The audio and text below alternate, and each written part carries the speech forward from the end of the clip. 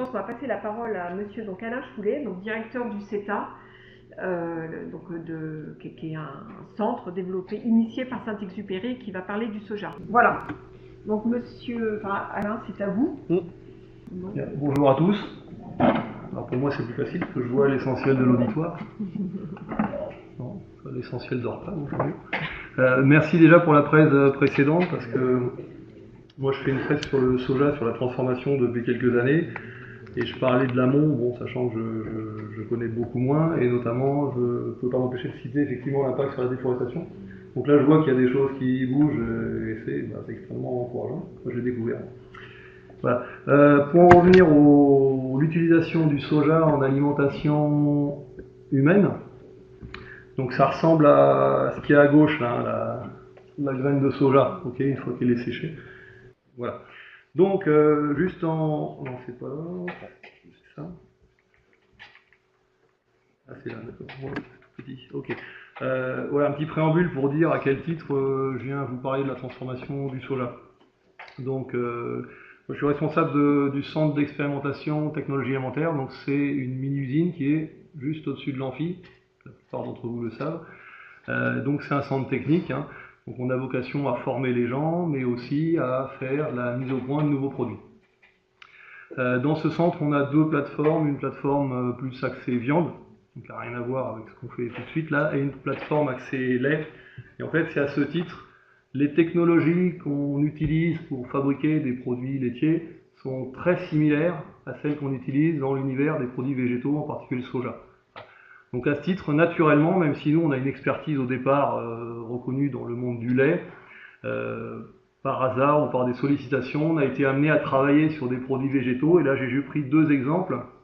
À gauche, vous avez des produits à base d'avoine. Donc c'est les plus anciens, ça n'existait pas à l'époque. C'est un collègue qui est juste au-dessus qui a développé toute une base de produits, des jus, des entre guillemets yaourts, faits à base d'avoine. Donc la société existe toujours. Pour développer son activité, elle s'est vendue, maintenant elle vole de ses propres ailes dans le Nord-Bretagne.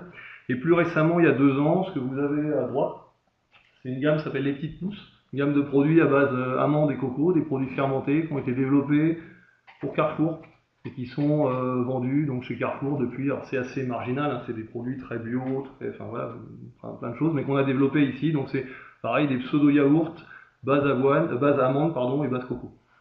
Oui, en tout petit, j'ai mis des produits plus connus. On travaille aussi, mais ça c'est confidentiel, avec un certain nombre d'entreprises spécialisées dans ces marchés. Donc ça fait assez longtemps qu'on travaille sur le végétal. Non, c'est pas là, c'est ici. Alors brièvement, là on n'a pas trop de temps, on m'a donné... elle est où la montre? Elle est là. Donc j'ai juste choisi certains thèmes, sachant qu'on pourrait en parler pendant assez longtemps. Brièvement, je vais resituer un peu quand même, quand on parle de transformation du soja pour les hommes, vous verrez, je vais vous resituer juste par quelques chiffres de quoi on parle. Faut savoir que ça reste relativement marginal quand même. Après, on rentrera dans le vif. Qu'est-ce qui est intéressant dans cette graine, sa composition, ses qualités nutritionnelles. Et je vous parlerai plus précisément des produits que l'on faisait, que l'on fait et que l'on fera. Alors, pour resituer au niveau des plantes céréales et autres qu'on produit chaque année, l'ordre de grandeur, c'est plus de 2 milliards, 2 milliards et demi de tonnes. Parmi ces produits, donc, il y a 330 millions de tonnes de soja qui sont produits dans le monde, qui fait la 3e plante, après, de mémoire, maïs, blé et riz, produite dans le monde. Donc 330 millions sur 2 milliards et demi, c'est déjà un intervenant important. Maintenant, si on regarde la France, les volumes consommés, 4 700 000 tonnes. Donc là, ça devient beaucoup plus petit. Et les volumes produits, on l'a abordé un peu tout à l'heure, un petit peu vite. Là, j'ai regardé les résultats de l'année dernière, c'était 400 000 tonnes. Sachant que c'est considéré comme une année exceptionnelle, c'est la meilleure récolte qu'on ait jamais faite en France. J'ai juste actualisé pour vous aujourd'hui la présentation précédente, j'avais 140 000 tonnes. Donc ça veut dire en France, on est un nain au niveau du soja, faut pas l'oublier. Mais une fois qu'on va encore plus loin, là on a parlé de centaines de millions de tonnes, si on s'intéresse après à l'autre bout qui est le soja transformé pour l'alimentation humaine, alors en France, attention j'insiste, alors les chiffres sont extrêmement difficiles à récupérer, mais l'ordre de grandeur c'est, alors 25 c'était il y a longtemps, mais 50 à 100 000 tonnes de produits. Voilà. Donc gardez bien en tête quand même que ce dont on va parler, la transformation du soja pour l'alimentation humaine, c'est extrêmement marginal par rapport à l'ensemble de l'utilisation. L'essentiel, ça vous avez dû le voir en cours, hein, c'est pour l'alimentation animale, comme on l'a vu, via des tourteaux et de l'huile. Voilà, une fois qu'on a minimisé, alors, non c'est là, j'ai du mal.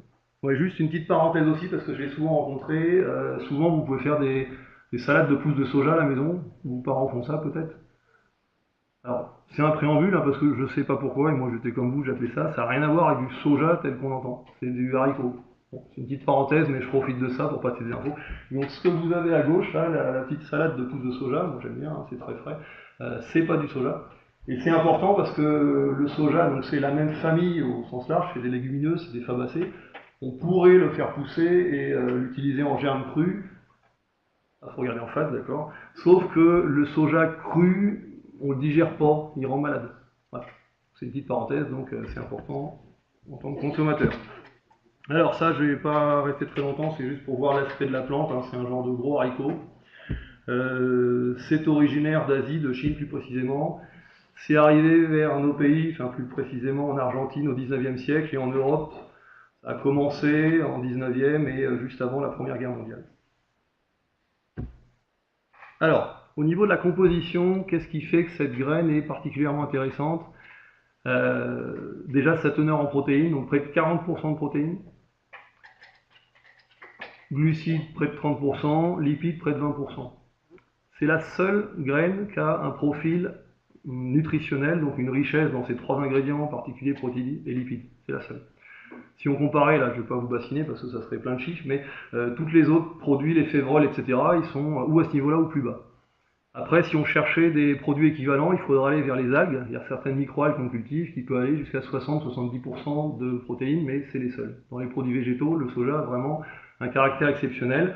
Donc à retenir, richesse en protéines, richesse en matières grasses, en minéraux, et dans les glucides que vous voyez, les 27%, là, il y a très peu de sucre. Sans rentrer trop dans le détail, je vais un peu plus loin quand même. Les protéines, il y a deux protéines majeures, en fait, qui ont des propriétés gélifiantes, fortes, hein, ce qui va nous intéresser tout à l'heure pour la fabrication, et également émulsifiantes, stabilité des mousses, des produits comme ça. Et également, comme l'a abordé la personne d'avant, il y a une très grande richesse en acides aminés. On a un profil en acides aminés qui est très proche des œufs et du lait. Donc au niveau des lipides, là aussi c'est intéressant puisque c'est riche en acides gras insaturés, 85%, donc c'est très majoritairement acides gras insaturés, et dedans il y en a que vous connaissez ou que vous avez forcément entendu parler, les oméga 3, oméga 6, qui sont très favorables pour la santé. Et ça contient également des lécithines.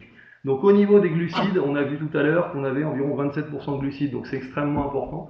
Contrairement à la plupart des graines, et notamment les céréales, ce n'est pas sous forme d'amidon, hein, qui va avoir, selon les transformations, un indice glycémique élevé, donc des problèmes pour la santé. Là, il y en a très peu, il n'y a pas d'amidon du tout, il y a très peu de sucre rapide, comme on dit, et par contre, c'est essentiellement des fibres qui sont pour nous indigestes, mais favorables à la digestion. Voilà. Donc c'est encore un élément favorable. Et après, c'est riche dans quelques vitamines, C, K et les minéraux. Donc on voit en termes nutritionnels global, c'est particulièrement riche, et quand on rentre dans le détail aussi, il y a notamment en termes de protéines, hein, c'est surtout ça, des richesses extrêmement intéressantes, et des propriétés donc qui vont la rendre favorable à sa transformation, comme on le voit après. Alors, brièvement, au début je passais directement à des produits qu'on peut trouver dans les grandes surfaces. Est-ce qu'il y a des végétaux ou des consommateurs de produits végétaux parmi vous? S'il n'y en a pas, vous mentez, il y en a forcément, mais non. D'accord, donc il n'y a pas beaucoup. Donc il y a... Non, alors, est-ce qu'il n'y a que des végétariens? Ah tiens, est-ce qu'il y a des véganes? Bonne question. Il y en a ou ça? J'en ai jamais vu. Ah bah super, bah, je viendrai discuter, c'est la première fois que j'en vois une en vrai, donc c'est intéressant. Non, c'est vrai, j'en ai jamais rencontré. On en parle tout le temps, moi je les vois pas, je sais pas où ils sont. Donc, mais bon, c'est pas le débat aujourd'hui. Et vous avez tout à fait le droit, il n'y a aucun souci. Non, ce que je veux dire... Non, je voulais pas lancer un débat, hein, c'est pas la chasse aux végétariens, voilà. Bon, juste pour vous dire un petit point. Alors, voilà, on continue. Donc, on est, nous, ici en Europe, des utilisateurs relativement, voire très récents de tous ces produits, mais c'est pas le cas partout. Il faut savoir que dans certaines parties du monde, on utilise ça depuis très longtemps. Ça n'a rien de nouveau, hein, tous les produits, la plupart des produits, donc c'était important. J'ai voulu rebalayer un petit peu. Alors les viandards, ça va être l'occasion de voir un peu des produits traditionnels à base végétaux aussi, et il faut savoir que ça, c'est largement consommé et ils s'en portent très bien. Je parlais par exemple du Japon. Les Japonais, non, ils sont en pleine forme, il n'y a aucun problème, hein, ça je vous garantis. J'ai une partie de ma famille qui est japonaise, ça me permet justement d'avoir pu tester ces produits-là. Alors l'essentiel des produits qu'ils utilisent quasiment tous les jours, des farines de soja, des grains cuits et des grains que l'on peut trouver ici de plus en plus maintenant dans certains restaurants, des damamés. Très bon ça. Et les germes de soja, donc qui ressemblent à ce qu'on a vu tout à l'heure, mais un peu plus gros, à condition qu'ils soient cuits. Donc voilà. Vous avez donc des produits non fermentés, mais aussi souvent que non fermentés là-bas, il y en a des fermentés. Hein. On en voit beaucoup moins nous. Donc vous avez le jus de soja qui s'appelle Tonyu, donc ça c'est ce qu'on voit vraiment le plus maintenant, qui est vraiment une transposition de ces produits-là. Le tofu, qui est un soja coagulé, l'huile de soja.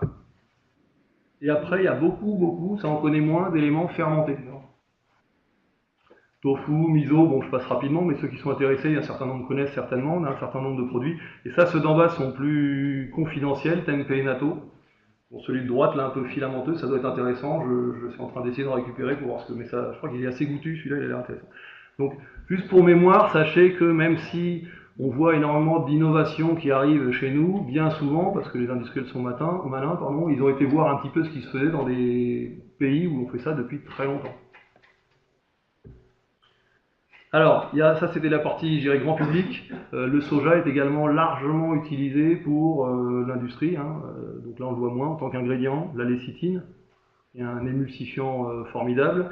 Les farines de soja, également des protéines sous différentes formes, plus ou moins concentrées. Protéines de soja et isolat de soja. Voilà.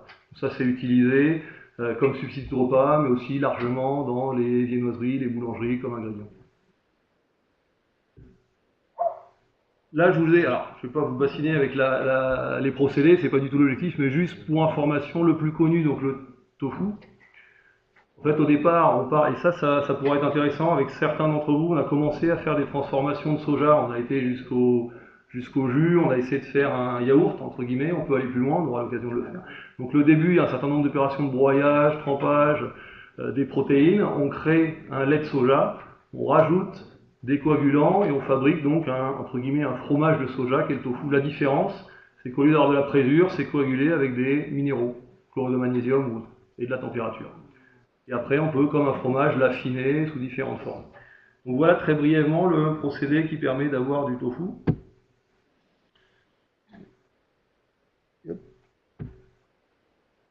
Alors voilà, là récemment, on a voulu s'intéresser pourquoi on parle de plus en plus, ça fait ces 5-10 dernières années maximum, de produits végétaux et surtout de soja.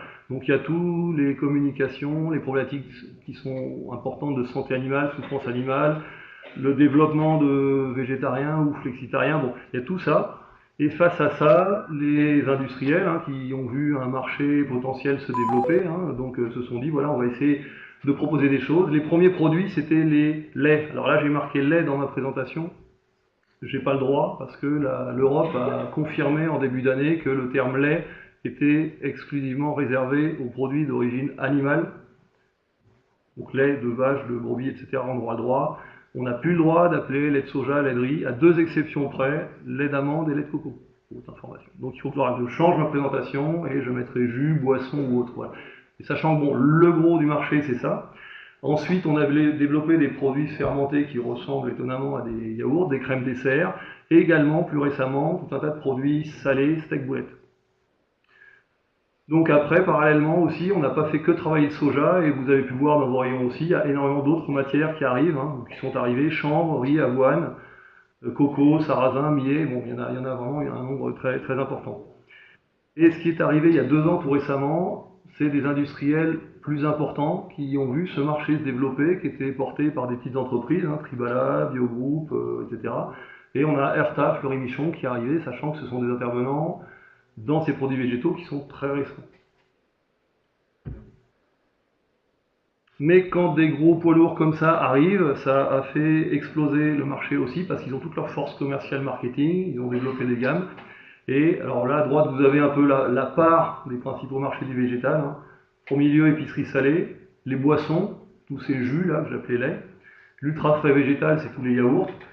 Le traiteur, ce que vous pouvez juste voir en petit à droite, les boissons sur un an, donc l'année dernière, plus 20%. Et plus étonnant, traiteur végétal en bas, plus 116%. Alors, je ne sais pas si vous connaissez beaucoup de marchés qui ont une croissance à 3 chiffres. Moi, j'en connais pas. Et si on regarde aussi le passé, ça c'est le petit truc à gauche là, ça fait 2 ans qu'ils ont des croissances comme ça. Donc il y a une explosion de ce marché traiteur avec une multitude d'offres. Donc là, c'est une petite parenthèse sur le produit principal, donc les différents jus. Donc il y a le soja qui est largement majoritaire. Alors ça, c'était vrai, c'est plus vrai. Hein. Quand j'ai actualisé ça, j'ai découvert que finalement, ça ne faisait plus que 33% du chiffre d'affaires des jus et c'était talonné par l'amande. Donc toute la diversité que vous voyez, elle fait que probablement, hein, pour des raisons de goût certainement, le soja va être détrôné dès cette année. Bon, après, c'est une petite parenthèse là aussi pour les étudiants qui essaient de faire ça chez eux. Il y a tout un tas d'applications sur Internet qui montrent que, voilà, on encourage largement, il y a énormément de sites pour dire faites vos produits végétaux vous-même, quoi. C'est relativement simple, il y a des petites astuces à trouver quand même. Alors, juste, je parlais tout à l'heure de l'arrivée des poids lourds, hein, donc il y a 2 ans, ils n'étaient pas là, pour caricaturer, et vous voyez, quand on regarde qui sont les principaux, c'est pas les historiques, hein, les Sojasun ou Björk, non, c'est Erta, 30% du marché en 2 ans, donc il arrive avec toute sa force commerciale et tout. Bon, alors le gros intérêt, c'est que ça va énormément dynamiser le marché, ça satisfait une demande qui n'était pas pourvue du tout en termes de quantité. Après, il faut que les présents arrivent à survivre. Et donc, c'était des produits sur la gamme traiteur, un peu comme on voit à droite, on ne voit pas très bien, donc des produits végétaux exclusivement qui ressemblent étrangement, quand la photo est petite, à des steaks et des saucisses. Donc toute la tendance jusqu'à, je dirais, l'année dernière, c'était ça, arriver à faire des produits qui ressemblent beaucoup à des produits classiques à base de viande, mais qui sont exclusivement végétaux, pour séduire également les amateurs de viande. C'est des produits comme ça, on voit mieux, tofu à gauche, la saucisse végétale à droite et le steak.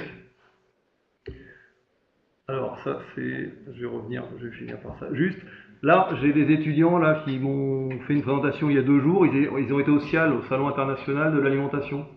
Ils avaient différents sujets à travailler autour du végétal, du végétarien, etc.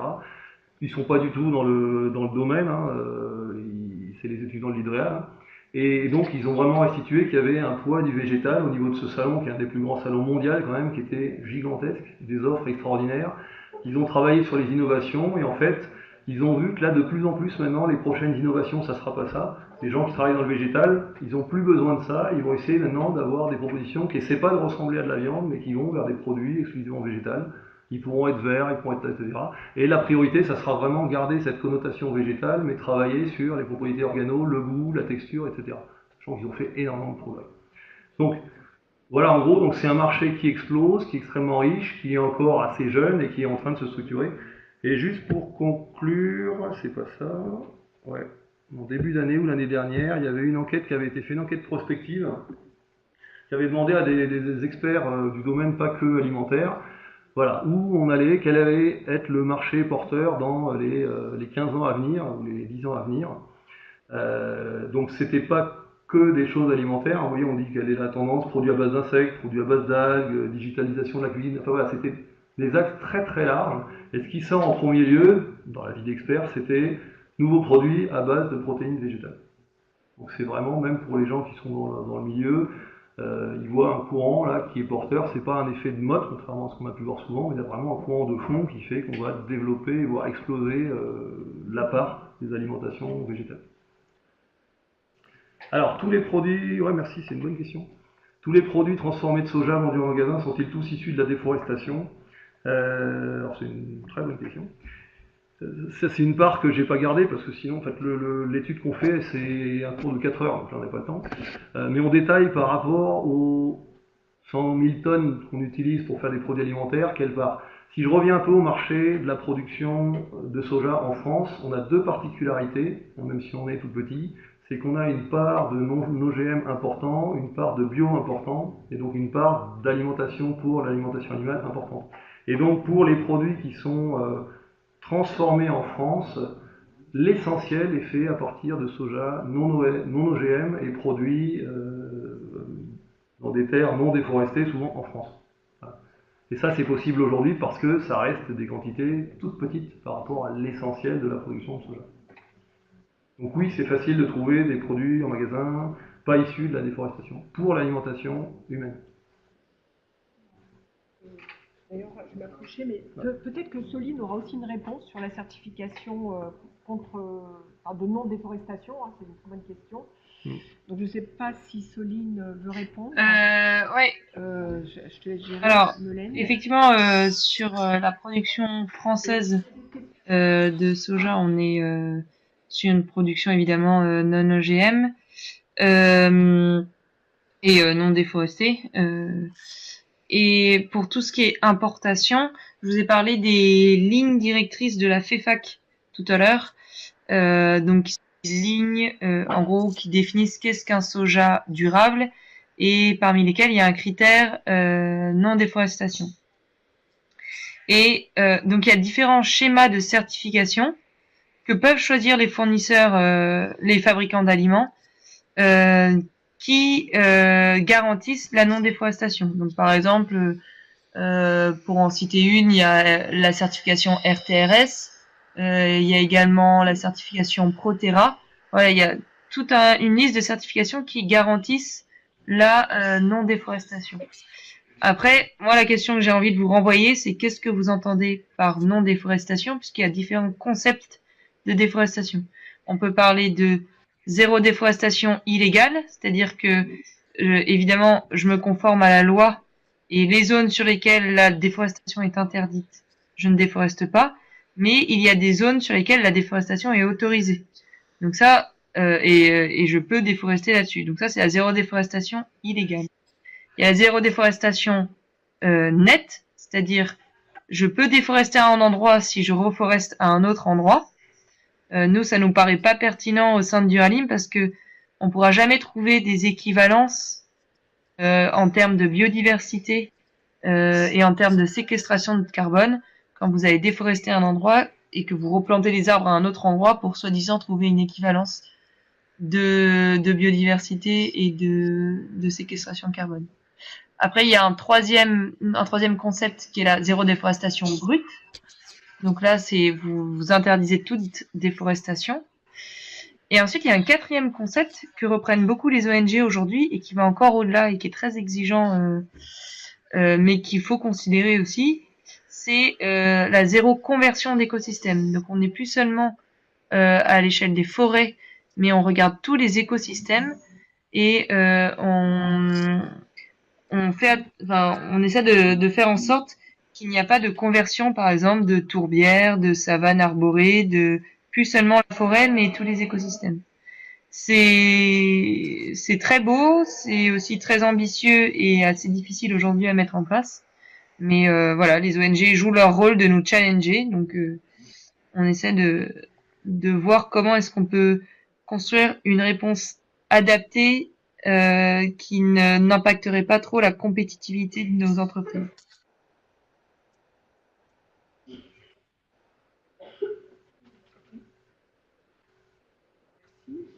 Merci. Je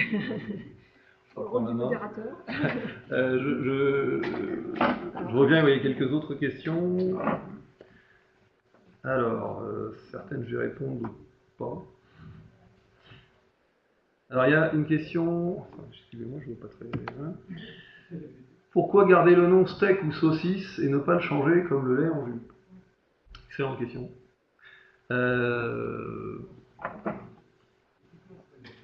Alors je vais répondre déjà dans le premier lieu pourquoi on a changé le lait en jus. Pour être tout à fait transparent, ce que je vous ai dit, on n'a pas le droit, certains en ont le droit, c'est assez bizarre. En fait, pour être clair, il y a traditionnellement les gens qui font ça, ils appelaient ça lait, lait de soja, etc. Voilà, avec le recul qu'on n'a pas. Si vous mettez de l'autre côté la filière lait, voire arriver ça, concurrence déloyale, etc., puis après ça devient des discussions, des arbitrages, des luttes de pouvoir, faut appeler ce qu'il est, entre les fédérations, qui est tranché par la réglementation française puis européenne, elles ne sont pas d'accord entre elles, des fois en plus. Et au final, voilà, il y a officiellement le compromis qui est trouvé, c'est ça. Pourquoi on a dit amandes et coco? Parce que eux, les gens qui produisent ça, ils ont dit attendez, nous, le lait on ne consomme pas, mais amandes et coco, on fait ça depuis des centaines d'années, on n'a pas attendu avant d'appeler ça. Voilà. Et puis on arrive à des choses comme ça. Donc là, on est plus dans la lutte de pouvoir et la réglementation qui va trancher. Donc pour les saucisses et le steak, nul doute que l'interprofession de la viande travaille sur le sujet, et il n'y a pas encore de décision, mais c'est pas du tout impossible. C'est même probable que ça arrive un jour ou l'autre. Mais ça, c'est des choses qui sont en discussion au niveau européen en général. C'est une bonne question. Alors après, si, ça c'est important aussi, un peu, tous ces aliments à base de soja vont pas faire disparaître certains éleveurs de viande. Alors, je ne vais pas répondre personnellement, je n'ai pas d'avis, mais la question, moi, je ne la poserai pas tout à fait comme ça. Si je regarde, là, l'année dernière, j'étais à un colloque justement sur l'évolution des consommations des protéines. Et ce qu'on constatait en Europe, c'est pas vrai partout, c'est qu'on avait une deuxième transition de consommation de protéines, c'est-à-dire que la viande avait énormément développé, etc., c'était stabilisé, et là, les consommateurs consommaient moins de viande, puis ils allaient plus vers le qualitatif. Et parallèlement, ils consommaient un peu plus de végétaux. Ça, c'est pas parce qu'on leur propose des jus ou des steaks ou je ne sais quoi de soja qu'ils vont basculer. C'est pas comme ça que ça marche. Il y a des gens qui, parce qu'ils s'interrogent sur le bien-être animal, voilà, plein de bonnes raisons, après c'est leur problème, qui font qu'ils veulent manger ou moins ou différemment de la viande.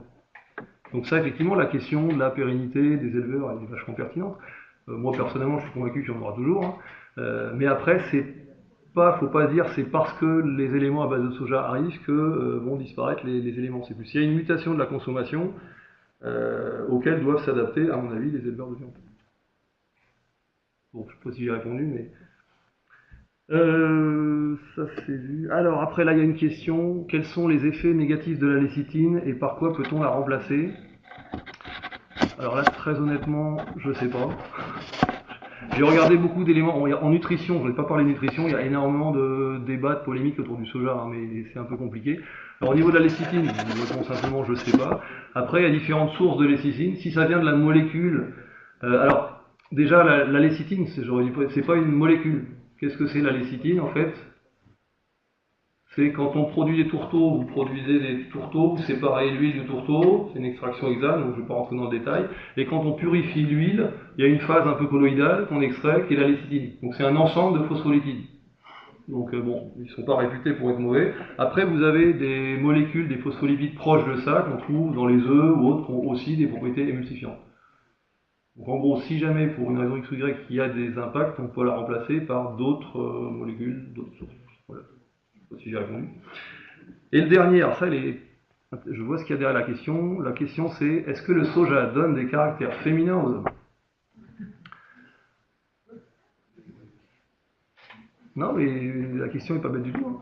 Alors, elle est tournée bizarrement, mais si je reformule un petit peu, en fait, le soja est accusé depuis un certain temps d'avoir des impacts sur la santé parce qu'il contient ce qu'on appelle des phytoœstrogènes. Donc c'est ça qu'il voulait dire. C'est-à-dire qu'il y a des molécules qui ressemblent à des hormones féminines qui sont contenues dans la graine. Et c'est absolument vrai, c'est reconnu. Alors en toute petite quantité. Et ce qui peut se passer, en fait, ces molécules, ces phytoœstrogènes-là, c'est ce qu'on appelle les perturbateurs endocriniens. L'idée, c'est des molécules qui ressemblent, donc quand on va les avoir dans le cœur, elles vont pouvoir impacter le comportement, qui prennent la place des autres, qui sont là naturellement. Alors, sur l'homme, ça n'a pas d'effet, je vous rassure. Par contre, il y a 2 cas où il a été montré que, effectivement, c'était déconseillé en grande quantité, c'est sur les jeunes enfants et sur les femmes enceintes. Donc en effet, il est déconseillé, alors c'est en grande quantité, en réalité à des consommations normales il y a 0 impact, mais on ne sait jamais, il y a des cas malheureusement où ça s'est mal passé, c'est déconseillé de consommer des jus de soja aux jeunes enfants, femmes enceintes. Voilà. Je crois que je ne veux pas plomber l'ambiance, mais en Belgique il y a des gens, des idéologues, c'est pour ça que l'idéologie, si on va trop loin, c'est dangereux, qui ont voulu nourrir leur bébé exclusivement à partir de lait de soja, et ça s'est malheureusement fini dramatiquement. Donc tout est dans l'excès en fait. Quand on est dans l'excès, dans ce cas comme dans d'autres, souvent ça peut aller dans des cas qui sont terribles. Voilà. Juste pour finir sur la nutrition, je parle que de ces 2 cas, il y a plein de choses qu'on voit sur internet, il faut savoir que il y a peu de choses avérées et l'Europe a lancé une étude, j'espère qu'elle va finir bientôt, pour faire un peu la part des choses entre ce qui est prouvé et ce qui est de la mythologie. Alors, très rapidement, les produits à base de soja se conservent-ils aussi longtemps que ceux à base de viande?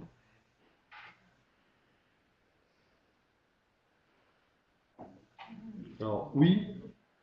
Là, la durée de conservation, elle va avant tout être liée au procédé de transformation qu'on va utiliser. Et donc, comme des produits d'origine animale ou végétale, les produits de transformation peuvent faire des produits frais qui vont se conserver quelques jours, quelques semaines à 4 degrés, des produits stériles. Enfin, on a les mêmes gammes, la même variabilité de produits à base de soja ou d'origine animale. En fait. Parce que c'est le procédé qui va permettre de faire ça. Voilà. Ok, alors d'accord, très bien, je vais conclure en 1 minute, merci. J'habitais entre autres en Chine, c'est que la consommation de viande croît très très très fortement. Et c'est pareil aussi dans d'autres pays d'Asie.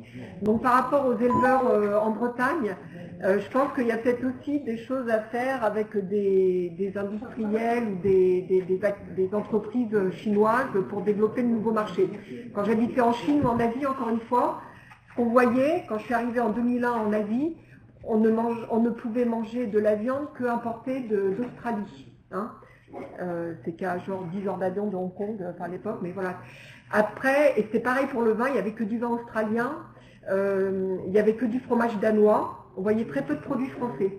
Quand on est rentré, nous, de Chine il y a 2 ans, on voyait beaucoup plus de produits laitiers dans les rayons des supermarchés en Chine. On voyait aussi beaucoup plus de vin. Il y a eu des viticulteurs, des groupements de viticulteurs dans le sud-est de la France qui ont fait du marketing autour de leur vin, mais comme ça, ils ont gagné des marchés à l'export. Et après, on peut dire pour la viande, il y a peut-être des opportunités comme ça aussi avec l'Asie. Voilà. Bon, après, est-ce que c'est bien, est-ce que c'est mal, je ne sais pas, mais ça peut être une piste. Voilà. Eh bien, écoutez, je remercie encore nos intervenants. Merci Soline, c'était vraiment extrêmement intéressant. Merci aux étudiants, merci aux professeurs, merci à Monsieur Filet. Voilà.